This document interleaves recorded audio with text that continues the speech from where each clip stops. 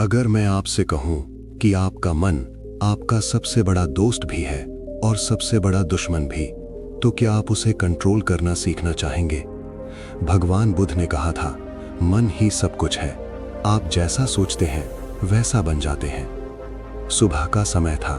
सूरज की हल्की सुनहरी किरणें पहाड़ों के पीछे से निकलकर पूरे जंगल को रोशन कर रही थी। पक्षियों की मधुर आवाज वातावरण में गूंज रही थी। उसी जंगल के किनारे एक छोटा सा गांव बसा हुआ था, जहां अर्जुन नाम का एक युवक रहता था। अर्जुन बहुत बुद्धिमान था, लेकिन उसका मन हमेशा बेचैन रहता था। कभी वो गुस्से में आ जाता, कभी लालच उसे घेर लेता और कभी डर उसे कमजोर बना देता। वो कई बार सोचता कि आखिर उसका मन उसके बस में क्यों नहीं रहता। एक दिन गांव में खबर फैली कि भगवान बुद्ध अपने शिष्यों के साथ पास के वन में आए हैं। अर्जुन ने ये सुना तो उसके मन में एक उम्मीद जगी। उसने तय किया कि वो बुद्ध से मिलकर अपने मन को काबू करने का तरीका जरूर पूछेगा। अगले ही दिन सुबह सुबह वो वन की ओर चल पड़ा। रास्ता लंबा था, लेकिन उसके मन में सवालों का तूफान चल रहा था। कुछ समय बाद वो उस स्थान पर पहुंचा जहां बुद्ध एक वृक्ष के नीचे ध्यान में बैठे थे। उनके चारों तरफ शिष्य शांत भाव से बैठे हुए थे। अर्जुन धीरे धीरे आगे बढ़ा और बुद्ध के सामने बैठ गया। थोड़ी देर बाद बुद्ध ने आंखें खोलीं और अर्जुन की ओर मुस्कुराकर देखा। उनकी मुस्कान में ऐसी शांति थी कि अर्जुन का बेचैन मन कुछ पल के लिए शांत हो गया। अर्जुन ने विनम्रता से कहा, भगवन, मेरा मन हमेशा भटकता रहता है। कभी गुस्सा, कभी डर, कभी लालच और कभी इच्छाएं मुझे परेशान करती रहती हैं। कृपया मुझे बताइए कि मन को काबू करने की सबसे शक्तिशाली विधि क्या है? बुद्ध ने शांत स्वर में कहा, मन को काबू करना संसार की सबसे कठिन साधना है, लेकिन ये असंभव नहीं है। यदि तुम धैर्य और अभ्यास के साथ 5 शक्तिशाली विधियों को अपनाओगे तो तुम्हारा मन तुम्हारा सबसे बड़ा मित्र बन जाएगा। अर्जुन उत्सुकता से बुद्ध की ओर देखने लगा। बुद्ध ने धीरे से कहा, पहली विधि है जागरूकता। उन्होंने अर्जुन को जंगल की ओर देखने को कहा। वहां एक नदी बह रही थी। बुद्ध बोले, इस नदी को देखो, ये बिना रुके बहती रहती है।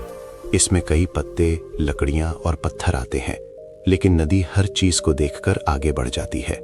मन भी नदी की तरह है। इसमें विचार आते हैं, जाते हैं। यदि तुम हर विचार के पीछे भागोगे तो तुम थक जाओगे, लेकिन यदि तुम सिर्फ विचारों को देखोगे बिना प्रतिक्रिया दिए तो मन शांत होने लगेगा। अर्जुन ध्यान से सुन रहा था।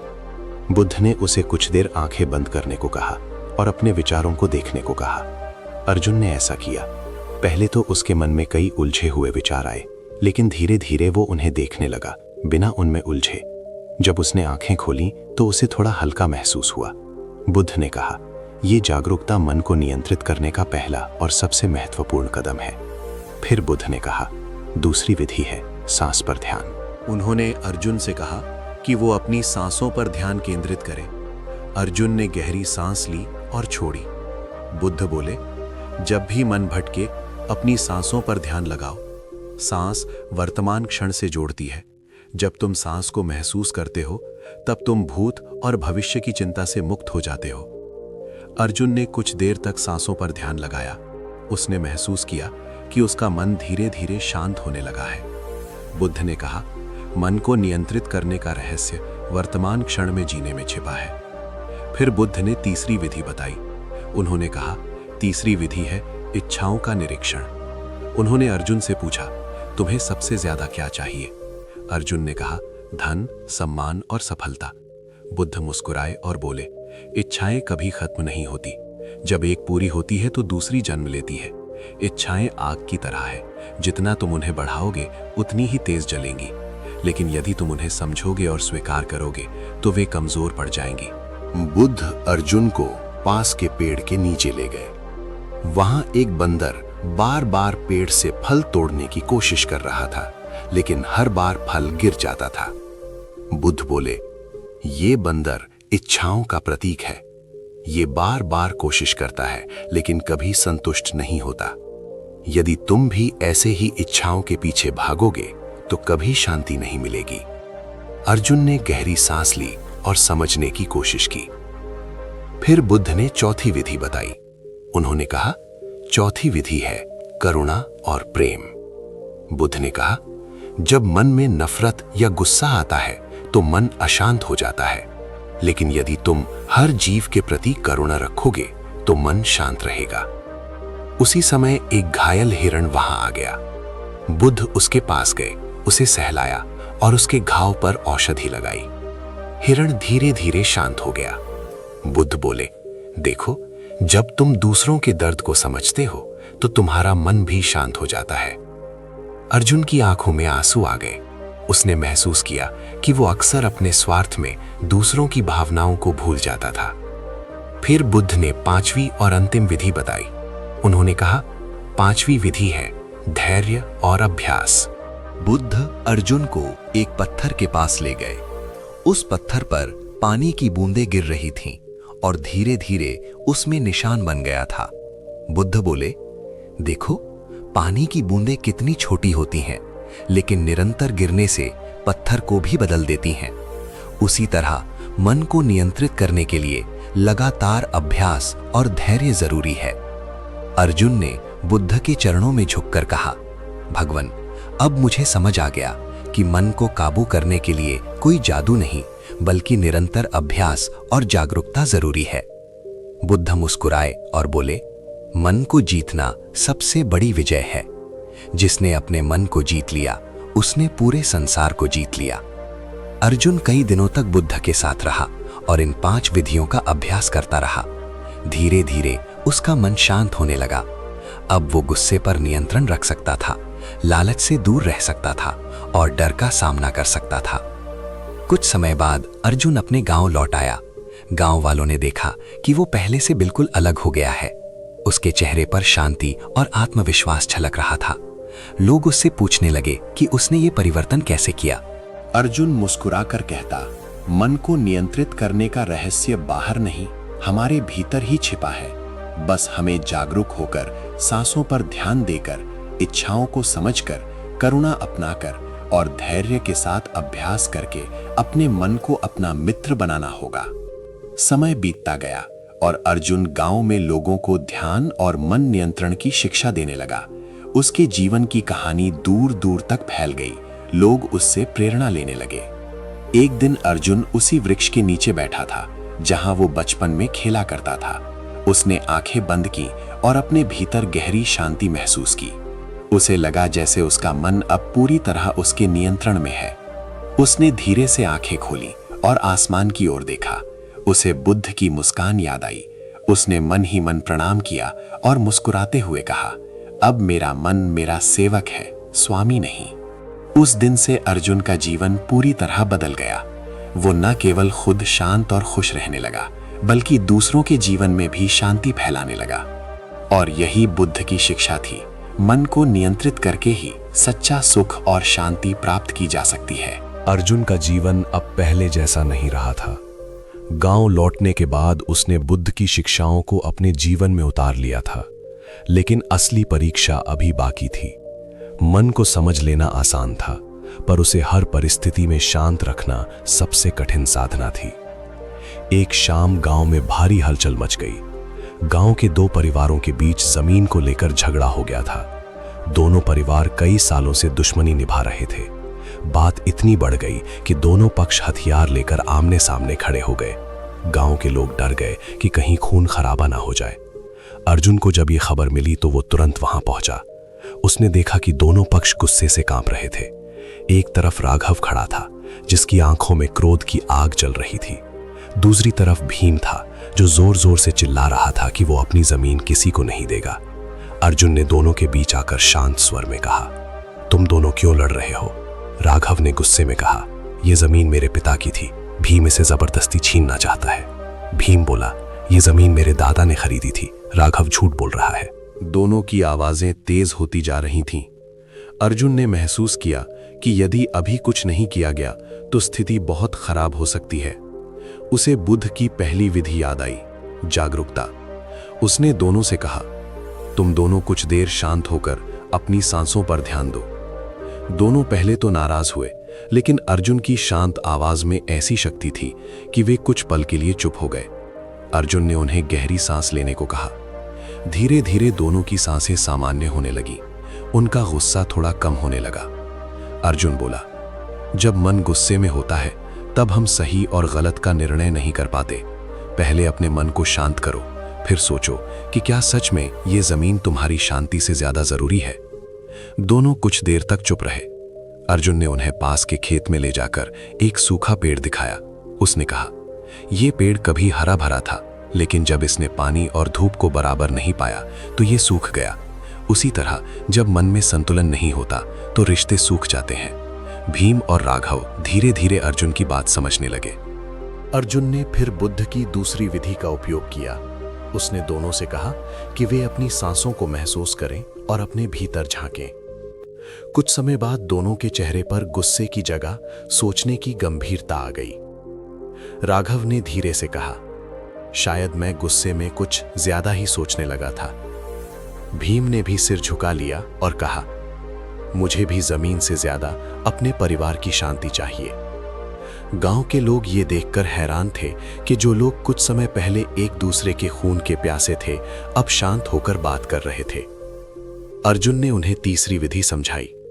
उसने कहा, इच्छाएं हमें बांध लेती हैं। जमीन, धन और संपत्ति जीवन का हिस्सा हैं, लेकिन यदि इनके कारण मन अशांत हो जाए तो ये सब बेकार हो जाता है। दोनों ने एक दूसरे की ओर देखा। उनके चेहरे पर पछतावा साफ दिख रहा था। अर्जुन ने चौथी विधि का सहारा लिया।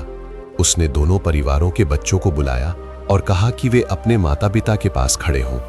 बच्चों की मासूम आंखों को देखकर दोनों परिवारों का गुस्सा पूरी तरह पिघल गया।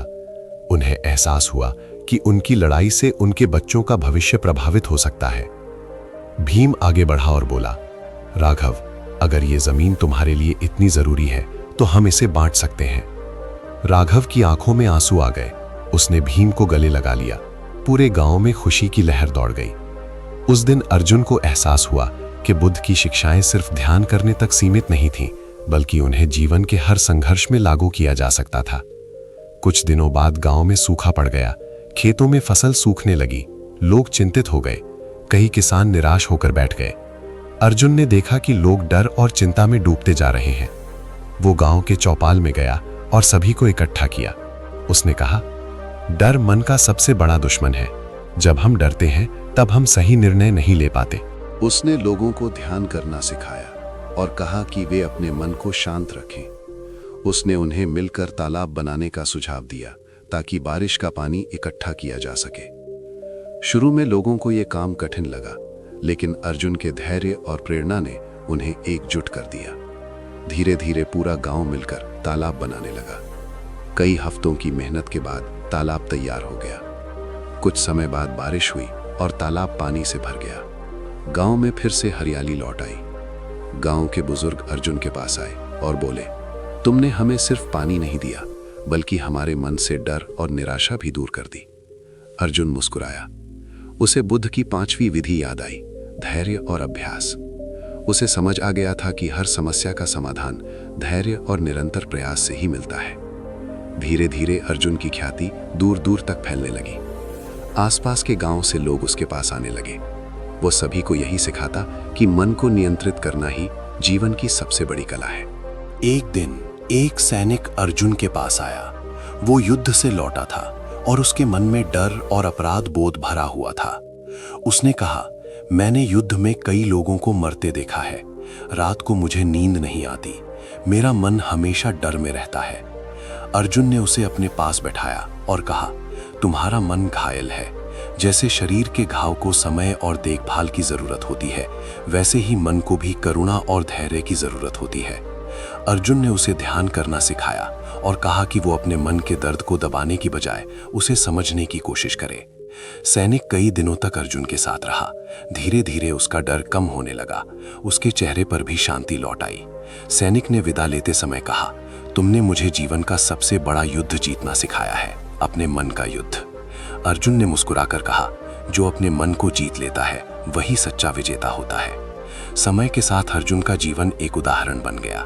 वो जहां भी जाता लोगों को शांति और संतुलन का रास्ता दिखाता, लेकिन उसके भीतर अभी भी सीखने की इच्छा थी। वो जानता था कि मन की साधना कभी खत्म नहीं होती। एक रात वो नदी किनारे बैठा था। चांद की रोशनी पानी पर चमक रही थी। वो ध्यान में बैठा और अपने जीवन की यात्रा को याद करने लगा। उसे महसूस हुआ कि उसका मन अब पहले से बहुत शांत हो चुका है, लेकिन अभी भी उसे और गहराई तक जाना है। उसी समय उसे ऐसा लगा जैसे हवा में बुद्ध की आवाज गूंज रही हो, अर्जुन, मन को नियंत्रित करना अंत नहीं बल्कि एक निरंतर यात्रा है। अर्जुन ने आंखें खोली और आकाश की ओर देखा। उसके चेहरे पर संतोष की मुस्कान थी। उसने महसूस किया कि वो सही मार्ग पर चल रहा है और उसी क्षण उसने तय किया कि वो अपनी पूरी जिंदगी लोगों को मन की शक्ति और शांति का मार्ग दिखाने में लगा देगा। रात गहरी हो चुकी थी। नदी के किनारे बैठा अर्जुन चांदनी में ध्यान कर रहा था। ठंडी हवा उसके चेहरे को छू रही थी और पानी की हल्की आवाज वातावरण को शांत बना रही थी।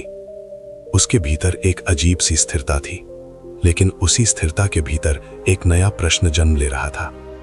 वो सोच रहा था कि क्या मन को पूरी तरह जीत लेना संभव है या ये साधना जीवन भर चलने वाली यात्रा है। सुबह होते ही अर्जुन गांव लौटा। गांव के लोग अब उसे गुरु की तरह सम्मान देने लगे थे, लेकिन अर्जुन खुद को अभी भी एक साधक मानता था। वो जानता था कि जैसे जैसे ज्ञान बढ़ता है वैसे वैसे जिम्मेदारी भी बढ़ती है। कुछ दिनों बाद गांव में एक धनी व्यापारी आया। उसका नाम महेंद्र था। उसके पास बहुत धन और संपत्ति थी, लेकिन उसका चेहरा चिंता और घमंड से भरा हुआ था। उसने गांव में आते ही घोषणा कर दी कि वो यहाँ एक बड़ा बाजार बनाएगा और सभी किसानों की जमीन खरीद लेगा। गांव के लोग डर गए। कई किसान मजबूरी में अपनी जमीन बेचने को तैयार हो गए, लेकिन कुछ किसान अपनी जमीन छोड़ना नहीं चाहते थे। गांव में फिर से तनाव फैल गया। महेंद्र ने अर्जुन के बारे में सुना और उससे मिलने आया। वो बड़े घमंड से बोला, मैंने सुना है तुम लोगों को समझाते हो। जाओ और गांव वालों को समझाओ कि वे अपनी जमीन मुझे बेच दे, इससे उनका फायदा ही होगा। अर्जुन ने शांत स्वर में कहा, क्या सच में ये फायदा है या सिर्फ तुम्हारी इच्छा पूरी करने का तरीका है? महेंद्र हंसने लगा और बोला, धन ही सबसे बड़ी शक्ति है। जिसके पास धन है वही सब कुछ खरीद सकता है। अर्जुन ने मुस्कुराते हुए कहा, धन से चीजें खरीदी जा सकती हैं, लेकिन शांति और संतोष नहीं। महेंद्र को यह बात पसंद नहीं आई। उसने कहा, तुम्हें क्या पता संतोष क्या होता है? मेरे पास इतना धन है कि मैं पूरी दुनिया खरीद सकता हूं। अर्जुन ने उसे अगले दिन सुबह जंगल में आने को कहा। महेंद्र उत्सुकता में तैयार हो गया। अगली सुबह अर्जुन उसे जंगल के अंदर ले गया। चलते चलते वे एक छोटे से तालाब के पास पहुंचे। वहां एक बूढ़ा साधु बैठा था जो बहुत गरीब दिख रहा था, लेकिन उसके चेहरे पर अद्भुत शांति थी। अर्जुन ने महेंद्र से पूछा, तुम्हें क्या लगता है ये साधु खुश है या दुखी? महेंद्र ने कहा, ये तो गरीब है, ये खुश कैसे हो सकता है? अर्जुन साधु के पास गया और उससे बात करने लगा। साधु ने हंसते हुए कहा, मेरे पास कुछ नहीं है, इसलिए मेरे पास खोने का डर भी नहीं है। यही मेरी सबसे बड़ी खुशी है। महेंद्र चुप हो गया। उसने पहली बार किसी गरीब इंसान को इतना संतुष्ट देखा था। अर्जुन ने धीरे से कहा, मन को नियंत्रित करने की अगली गहराई यही है, संतोष। जब मन संतोष सीख जाता है तब लालच खत्म होने लगता है। महेंद्र कुछ सोचने लगा, लेकिन उसका घमंड अभी पूरी तरह टूटा नहीं था। वापसी के रास्ते में अचानक तेज बारिश शुरू हो गई। रास्ता कीचड़ से भर गया। महेंद्र बार बार गिरने लगा और परेशान हो गया। अर्जुन धीरे धीरे और संतुलन से चल रहा था। महेंद्र गुस्से में बोला, ये रास्ता बहुत खराब है। अर्जुन ने कहा, रास्ता खराब नहीं है, बल्कि हमें चलने का तरीका बदलना होगा। जीवन भी ऐसा ही है, जब परिस्थितियां कठिन हो तो मन को संतुलित रखना जरूरी होता है। महेंद्र पहली बार अर्जुन की बातों को गंभीरता से सुनने लगा। कुछ दिनों बाद गांव में चोरी की घटना हो गई। एक किसान के घर से अनाज चोरी हो गया। गांव वालों ने शक के आधार पर एक गरीब युवक को पकड़ लिया। लोग उसे मारने के लिए तैयार हो गए। अर्जुन वहां पहुंचा और उसने भीड़ को रोका। उसने युवक से पूछा, क्या तुमने चोरी की है? युवक रोते हुए बोला, मैंने चोरी की, लेकिन मेरे घर में खाने को कुछ नहीं था। मेरी माँ कई दिनों से भूखी थी। गांव वाले गुस्से में थे, लेकिन अर्जुन ने सभी को शांत रहने को कहा। उसने किसान से पूछा, यदि तुम्हारे पास इतना अनाज है कि कुछ हिस्सा बांटने से तुम्हें नुकसान नहीं होगा, तो क्या तुम इस युवक को माफ कर सकते हो? किसान पहले नाराज हुआ, लेकिन अर्जुन की बात सुनकर उसका मन बदल गया। उसने युवक को माफ कर दिया और उसे कुछ अनाज भी दे दिया। अर्जुन ने गांव वालों से कहा, जब मन में करुणा होती है तब अपराध भी बदल सकता है। कठोर सजा से डर पैदा होता है, लेकिन करुणा से परिवर्तन आता है। ये बात सुनकर गांव के लोगों के मन में गहरी छाप पड़ गई। महेंद्र ये सब देख रहा था। वो धीरे धीरे समझने लगा था कि मन को जीतना धन कमाने से कहीं ज्यादा कठिन और महत्वपूर्ण है। एक दिन महेंद्र अर्जुन के पास आया और बोला, मैंने बहुत धन कमाया है, लेकिन मुझे कभी शांति नहीं मिली। क्या तुम मुझे सिखा सकते हो कि मन को पूरी तरह शांत कैसे किया जाए? अर्जुन ने कहा, मन को पूरी तरह शांत करना किसी एक दिन का काम नहीं है, ये एक निरंतर अभ्यास है। लेकिन यदि तुम सच्चे मन से सीखना चाहते हो तो तुम्हें अपने भीतर झांकना होगा। अर्जुन उसे नदी किनारे ले गया और उसे ध्यान करना सिखाने लगा। शुरुआत में महेंद्र का मन बहुत भटकता रहा। उसे अपने व्यापार, धन और योजनाओं के विचार आते रहे। वो परेशान होकर बोला, मेरा मन बिल्कुल भी शांत नहीं होता। अर्जुन मुस्कुराया और बोला, मन का भटकना उसकी स्वाभाविक प्रवृत्ति है। उसे जबरदस्ती रोकने की कोशिश मत करो, उसे समझो और धीरे धीरे दिशा दो। महेंद्र ने धैर्य के साथ अभ्यास शुरू किया। कई दिनों के अभ्यास के बाद उसके चेहरे पर हल्की शांति दिखने लगी। एक शाम वो अर्जुन के पास आया और बोला, मैंने तय किया है कि मैं गांव की जमीन नहीं खरीदूंगा, बल्कि मैं यहाँ एक विद्यालय और जलाशय बनवाऊंगा ताकि गांव के बच्चों को शिक्षा और पानी मिल सके। ये सुनकर अर्जुन के चेहरे पर संतोष की मुस्कान आ गई। धीरे धीरे गांव में बदलाव आने लगा। लोग एक दूसरे की मदद करने लगे। गांव में झगड़े कम होने लगे और सहयोग बढ़ने लगा। एक रात अर्जुन फिर उसी नदी किनारे बैठा था। वो ध्यान में था और अपने भीतर गहरी शांति महसूस कर रहा था। उसे महसूस हुआ कि मन को नियंत्रित करने की साधना सिर्फ खुद को बदलने तक सीमित नहीं है, बल्कि ये समाज को भी बदल सकती है। चांद आसमान में चमक रहा था और नदी का पानी शांत बह रहा था। अर्जुन ने आंखें बंद की और बुद्ध को याद किया। उसे लगा जैसे बुद्ध की आवाज फिर से उसके भीतर गूंज रही हो। जब मन शांत होता है तब संसार भी शांत दिखाई देता है। अर्जुन के चेहरे पर गहरी मुस्कान फैल गई। वो जान चुका था कि उसकी यात्रा अभी खत्म नहीं हुई है। असली यात्रा तो अब शुरू हुई थी। और उसी क्षण उसने अपने जीवन को पूरी तरह लोगों की सेवा और मन की शांति फैलाने के लिए समर्पित करने का निर्णय ले लिया। समय धीरे धीरे आगे बढ़ रहा था। अर्जुन का जीवन अब पूरी तरह सेवा, साधना और लोगों को मन की शक्ति सिखाने में बीतने लगा था। गांव के लोग उसे गुरु की तरह मानने लगे थे, लेकिन अर्जुन के भीतर अभी भी विनम्रता और सीखने की प्यास बनी हुई थी। वो हमेशा कहता था कि मन को जीतना एक ऐसा मार्ग है जो कभी समाप्त नहीं होता। एक दिन गांव में दूर के पहाड़ी क्षेत्र से कुछ यात्री आए। उनके चेहरे थके हुए और डरे हुए लग रहे थे। गांव के लोगों ने उन्हें पानी और भोजन दिया। कुछ समय बाद यात्रियों ने बताया कि उनके इलाके में एक भयानक समस्या फैल गई है। वहां के लोग अंधविश्वास और डर में जी रहे थे। पहाड़ के पास रहने वाले लोग मानते थे कि जंगल में एक श्रापित आत्मा रहती है जो गांव वालों को बीमार और दुर्भाग्यग्रस्त बना रही है। ये सुनकर गांव में हलचल मच गई। कई लोग डर गए, लेकिन अर्जुन शांत रहा। उसने यात्रियों से कहा कि वो उनके गांव जाकर स्थिति समझना चाहता है। कुछ लोगों ने अर्जुन को रोका और कहा कि वहां जाना खतरनाक हो सकता है, लेकिन अर्जुन ने मुस्कुराकर कहा, डर मन की सबसे बड़ी बाधा है। यदि हम डर से भागेंगे तो वो हमेशा हमारा पीछा करेगा। अगले दिन अर्जुन यात्रियों के साथ पहाड़ी गांव की ओर निकल पड़ा। रास्ता कठिन था। ऊंचे पहाड़, घने जंगल और सुनसान रास्ते यात्रा को चुनौतीपूर्ण बना रहे थे। चलते चलते वे उस गांव में पहुंचे। गांव का माहौल बहुत उदास था। कई लोग बीमार थे और कुछ परिवार अपने घर छोड़कर जाने की तैयारी कर रहे थे। गांव के मुखिया ने अर्जुन का स्वागत किया और दुखी स्वर में कहा, हमारा गांव श्रापित हो चुका है। रात को जंगल से अजीब आवाजें आती हैं, लोग बीमार हो रहे हैं और जानवर मर रहे हैं। अर्जुन ने शांत भाव से चारों ओर देखा। उसने महसूस किया कि गांव में डर का वातावरण इतना गहरा था कि लोग हर छोटी समस्या को भी श्राप समझने लगे थे। उसने गांव वालों से कहा कि वो रात को जंगल में जाकर स्थिति देखना चाहता है। ये सुनकर लोग डर गए और उसे रोकने लगे, लेकिन अर्जुन ने उन्हें भरोसा दिलाया कि वो सावधानी से जाएगा। रात गहरी हो चुकी थी। अर्जुन अकेला जंगल की ओर बढ़ा।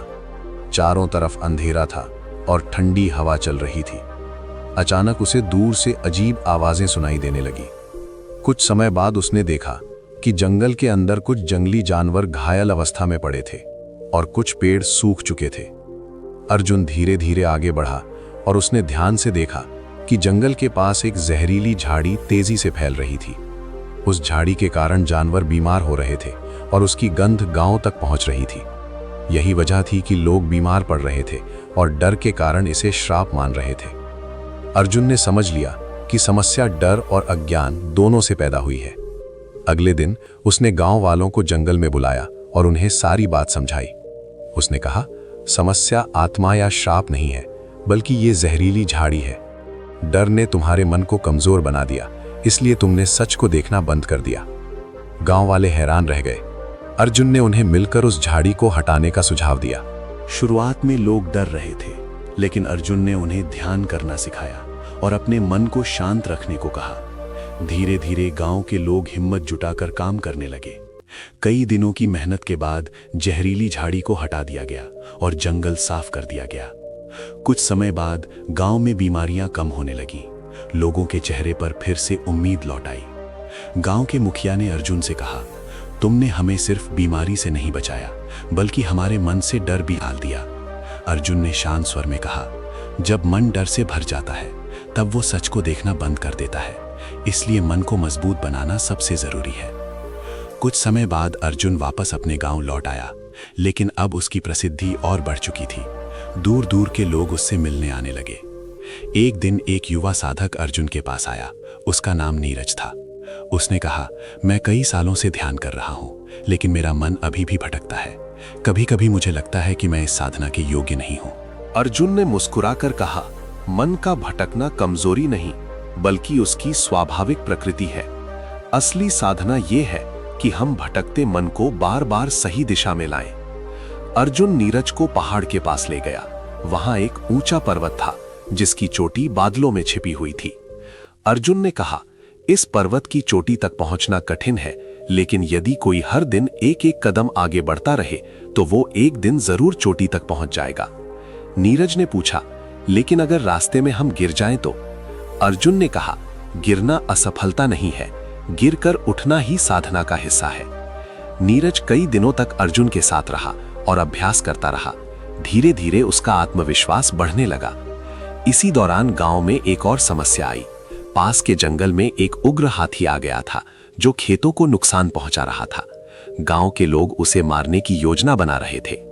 अर्जुन ने उन्हें रोका और कहा, हिंसा समाधान नहीं है, हमें यह समझना होगा कि हाथी ऐसा क्यों कर रहा है। अर्जुन कुछ लोगों के साथ जंगल में गया और उसने देखा कि हाथी का बच्चा घायल था। शायद इसी वजह से हाथी गुस्से में था और गांव के पास आ रहा था। अर्जुन धीरे धीरे हाथी के पास गया और शांत भाव से उसके बच्चे के घाव पर औषधि लगाई। हाथी पहले तो गुस्से में था, लेकिन अर्जुन की करुणा और शांत ऊर्जा को महसूस करके वो शांत हो गया। कुछ समय बाद हाथी अपने बच्चे के साथ जंगल की ओर लौट गया। गांव वाले ये देखकर आश्चर्यचकित रह गए। अर्जुन ने गांव वालों से कहा, जब हम किसी समस्या को समझने की कोशिश करते हैं तब समाधान अपने आप मिल जाता है, लेकिन जब हम डर और गुस्से में निर्णय लेते हैं तब समस्या और बढ़ जाती है। समय बीतता गया और अर्जुन की शिक्षा कई गांवों तक फैलने लगी। लोग उसे मन की शांति का मार्गदर्शक मानने लगे। एक रात अर्जुन अकेले जंगल में ध्यान कर रहा था। अचानक तेज आंधी और बारिश शुरू हो गई। पेड़ जोर जोर से हिलने लगे और बिजली चमकने लगी। अर्जुन शांत बैठा रहा। उसके मन में कोई डर नहीं था। वो अपनी सांसों पर ध्यान केंद्रित किए हुए था। कुछ समय बाद तूफान शांत हो गया। अर्जुन ने आंखें खोली और आसमान की ओर देखा। उसे महसूस हुआ कि जैसे बाहरी तूफान की तरह मन के भीतर भी तूफान आते हैं, लेकिन यदि हम स्थिर रहें तो हर तूफान खुद ही शांत हो जाता है। उस क्षण अर्जुन के भीतर एक गहरी अनुभूति जागी। उसने महसूस किया कि मन को नियंत्रित करने की साधना सिर्फ तकनीक या अभ्यास नहीं, बल्कि जीवन को समझने का मार्ग है। वो धीरे धीरे उठकर गांव की ओर चल पड़ा। उसके चेहरे पर गहरी शांति और आत्मविश्वास झलक रहा था। अर्जुन जान चुका था कि उसकी यात्रा अभी जारी है और आगे उसे और बड़ी चुनौतियों का सामना करना होगा। लेकिन अब उसे विश्वास था कि जब तक उसका मन संतुलित और जागरूक रहेगा, तब तक कोई भी चुनौती उसे कमजोर नहीं कर सकती। और उसी विश्वास के साथ वो अपने जीवन की अगली परीक्षा की ओर बढ़ने लगा। सुबह की हल्की धूप पूरे गांव में फैल रही थी। खेतों में हरियाली लहरा रही थी और पक्षियों की मधुर आवाज वातावरण को शांत बना रही थी। अर्जुन गांव के बाहर उसी पुराने पीपल के पेड़ के नीचे बैठा था, जहां से उसकी यात्रा शुरू हुई थी। वर्षों की साधना और अनुभव ने उसके व्यक्तित्व को पूरी तरह बदल दिया था। उसके चेहरे पर ऐसी शांति और स्थिरता थी जिसे देखकर लोग अपने आप उसकी ओर आकर्षित हो जाते थे। अब अर्जुन सिर्फ एक साधक नहीं रहा था, बल्कि कई गांवों के लिए आशा और मार्गदर्शन का स्रोत बन चुका था। लोग दूर दूर से अपने दुख, भय और उलझनों को लेकर उसके पास आते और शांत मन लेकर लौटते थे। लेकिन अर्जुन जानता था कि असली परीक्षा अभी बाकी है। जीवन हमेशा नई परिस्थितियां और नई चुनौतियां लेकर आता है। एक दिन गांव में एक बूढ़ा व्यक्ति आया। उसकी आंखों में गहरी चिंता और दर्द था। वो अर्जुन के पास बैठ गया और बोला, मैंने जीवन में बहुत कुछ पाया, धन, परिवार और सम्मान। लेकिन अब जब मैं बूढ़ा हो गया हूं तो मुझे मृत्यु का भय सताता है। मैं हर रात डर के साथ सोता हूं कि शायद अगली सुबह मैं जीवित न रहूं। क्या मन को इस डर से मुक्त किया जा सकता है? अर्जुन कुछ देर शांत रहा। उसने बूढ़े व्यक्ति की आंखों में देखा और धीरे से कहा, मृत्यु का डर मन की सबसे गहरी जड़ में बैठा होता है, लेकिन जब हम जीवन को सही तरीके से समझ लेते हैं तब ये डर धीरे धीरे खत्म होने लगता है। अर्जुन बूढ़े व्यक्ति को अपने साथ नदी किनारे ले गया। वहां पानी शांत बह रहा था। उसने कहा, इस नदी को देखो, ये लगातार बहती रहती है। इसमें गिरने वाली हर बूंद आगे बढ़ जाती है। जीवन भी ऐसा ही है। जन्म और मृत्यु एक यात्रा के दो हिस्से हैं। यदि हम परिवर्तन को स्वीकार कर लें तो डर खत्म हो जाता है। बूढ़े व्यक्ति की आंखों में आंसू आ गए। उसने पहली बार मृत्यु को भय नहीं बल्कि प्रकृति का हिस्सा समझा। कुछ समय बाद गांव में एक और बड़ी परीक्षा आई। पास के क्षेत्र में भयंकर अकाल पड़ गया। बारिश कई महीनों से नहीं हुई थी। खेत सूख गए थे और लोगों के पास खाने को अनाज कम पड़ने लगा था। गांव के लोग डर और निराशा में डूबने लगे। अर्जुन ने पूरे गांव को इकट्ठा किया और कहा, यह समय डरने का नहीं बल्कि एकजुट होकर समाधान खोजने का है। उसने लोगों को ध्यान और धैर्य बनाए रखने की सलाह दी। उसने सभी गांवों को मिलाकर जल संग्रहण और भोजन वितरण की योजना बनाई। कई महीनों तक लोग कठिनाइयों से जूझते रहे, लेकिन अर्जुन के नेतृत्व और शांत मन ने सभी को टूटने नहीं दिया। धीरे धीरे बारिश हुई और गांव में फिर से जीवन लौट आया। लोग समझ चुके थे कि जब मन मजबूत होता है तब सबसे कठिन परिस्थिति भी पार की जा सकती है। समय बीतता गया। अर्जुन अब वृद्ध होने लगा था।